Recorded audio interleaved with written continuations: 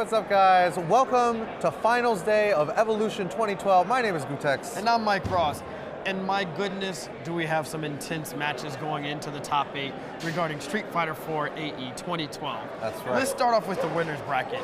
I believe one of the first matches we might see is Infiltration versus Daigo. What do you think about that matchup, man? Well, this is a very interesting matchup because I don't think that these guys have played on the big stage like this in America before. I don't think so. And I think, in my mind, Daigo has something to prove because last year, if you guys remember, he got 4th place after winning in 2010 and 2009. Right. So, I mean, not that there's anything wrong with getting 4th place at EVO. Right, yeah.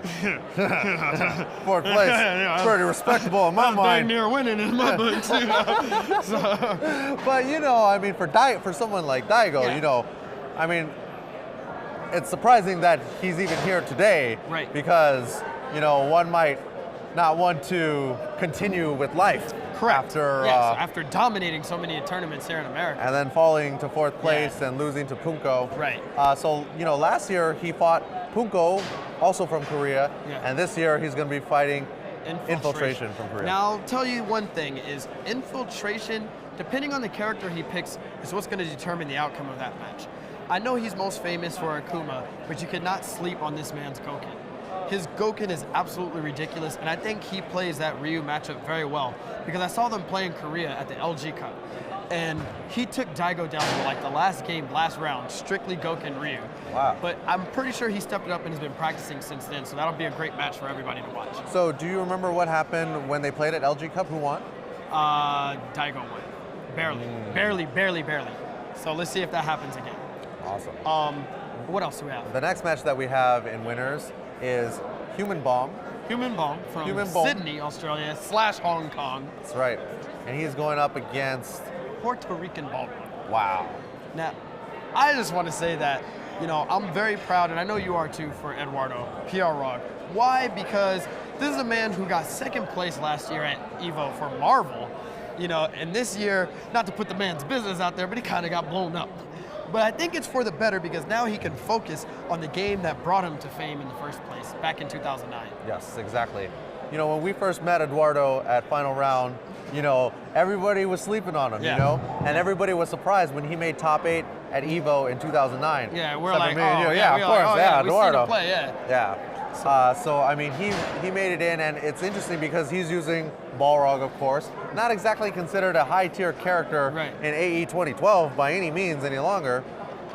So it's really great to see a character loyalist get so far and still be in winner's bracket. Absolutely. And the other thing is it's going to be a tough match because he has to go against Human Bomb. And I think Human Bomb's Sakura right now is ridiculous. Yes. It could very well be the best. It's definitely up there with Uryu from Japan. He's got all of the unblockables, all the gimmicks, all the tricks, all the setups in the world. Will it be enough to take out Eduardo's defensive Balrog? Well, the thing is, Sakura versus Balrog is a bad match to begin with. So for who? Oh, for Balrog. Okay. Because he doesn't really have a whole lot of options once he gets down or if he gets caught in the mix-ups. So we'll see what happens with that. Right. Now, in the losers bracket, let's talk about the other American representative. Dominion. Yes. Versus Dominion versus Gamerbee. They played, I believe, at East Coast Throwdown, and Gamerbee just mauled right through Dominion. And it was a very sad sight for all of us to see, right? But Dominion has proven himself since then, you know, even before that, let me back that up. He's proven himself to be the best Guile player in the US, possibly the world, I think. I'm going to say that he's the best Guile player in the universe. Because I have not seen any other Guile player single-handedly carry on his back an EVO World Champion, Latif, from last year, as well as PR Balrog, who's, you know, in winner's bracket this year. Right, and you know, you almost can't even say he carried them because they didn't need to be carried. He just didn't let them play. He's just like, no. Like Dominion, give everybody a chance to play. Nope. I'm SBO champion. Yeah, so that's going to be a really interesting match. Yeah, I mean, Guile versus Adon apparently can be tricky. Right. But, you know, Gamerbee is no slouch himself. Right.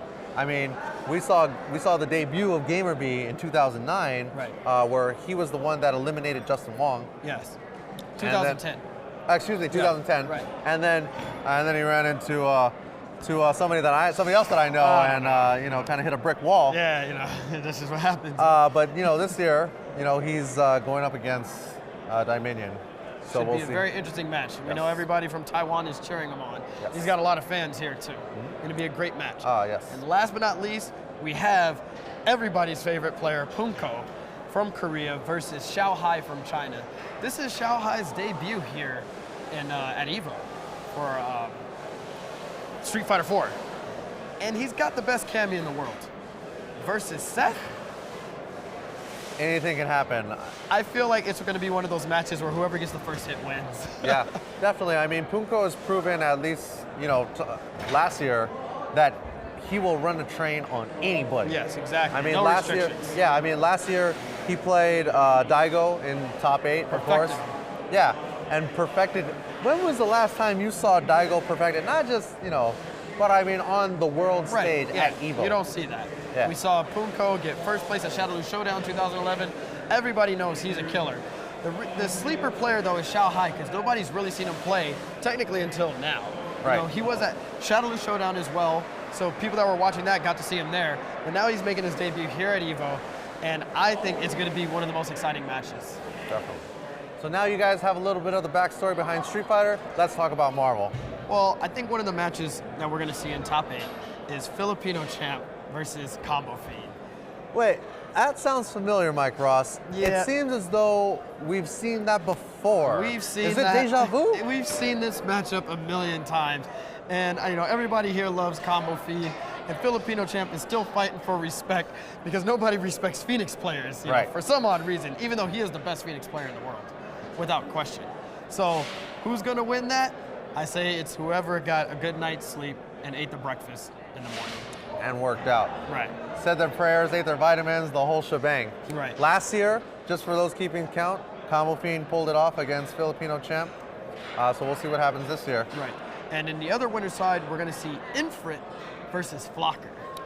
Wow, okay, so Flocker, who most recently won, or not most recently won, but won Seasons Beatings in 2011. Yeah. Everybody knows that this man, Zero, is considered the best in the world, too. We got a lot of specialists in this top 8. And Flocker is no slouch. This man is favorited, I believe, to win this tournament because people feel that Zero is ridiculous. And if you have a player behind it like Flocker, you know, what can you do? But the thing is don't sleep on Infrit. Now tell us a little bit about Infrit. Infrit is not really known worldwide because he doesn't really travel outside of Southern California. We know him because he goes to Thursday night runbacks, you know, all the time at Super Arcade and always gets second place, you know, because Combo Fiend is a dream killer. He prevents him from winning, but Infrit has a ridiculous Nova, Spencer, and Sentinel. And he is capable of pulling out the Sentinel Infinite during a match. Wow. So look out for that. We might see some sick stuff. Now coming up on the loser side of the bracket, we got Frosty representing Mexico. Mexico. What? Down south. Hop on the 5 south. And just keep going. And you'll find the players. We got Frosty. And he's got the MODOK. He's got Taskmaster. And he's got El Capitan. El Capitan. Mexico. He's definitely pulled off, I don't want to call it upsets, but surprises. Yeah, I mean, excuse my ignorance, but I didn't know that Mexico had a very strong Marvel scene. I don't think anybody did. That's why they decided to roll so deep to this tournament to show that we're not just King of Fighters here. Right. You know, we're also Marvel players. Yeah, I mean, I think a lot of people expected the Japanese to do really well and to be infiltrating top 8. Right. But instead, Mexico slides on in. That's going to be interesting, and he's going to be fighting Y2J. Y2J has been a Marvel 2 player since the beginning of time, hailing from UCI. That's his stomping grounds, and this is definitely the furthest he's ever been at a major tournament at EVO. So I'm rooting for him. Everybody's got to be rooting for him, but I want to see Mexico do some amazing things. Yes, his MODOK technology is unmatched. Ridiculous. Now the final match in top 8 is going to be Chris Genius versus Justin Wong.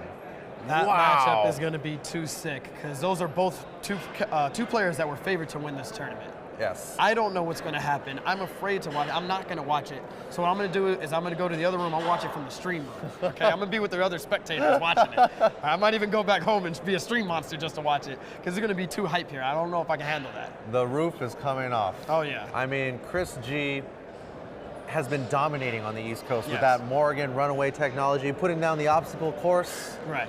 And I mean, Justin got put into losers by Combo Fiend. Yeah. Combo Fiend did not go with his typical She-Hulk team and went back to Nova, Spencer, Hawkeye just for Justin. But I know Justin is carrying that L in his chest and is going to want to erupt. Yeah, I mean, Justin's got something to prove. I mean, I think he expected to do well in Street Fighter, and now he's gotten put into losers in Marvel. Right. He's got a long road ahead of him. Right. Some people play better in losers because they got nothing to lose. Now they have to play to win. So we'll see what happens. Exciting top 8, and I hope you guys are as excited as we are. So thanks for watching, guys. Stay tuned. There's going to be some amazing top 8 matches in Marvel and Street Fighter. Thanks for watching. We'll see you guys later.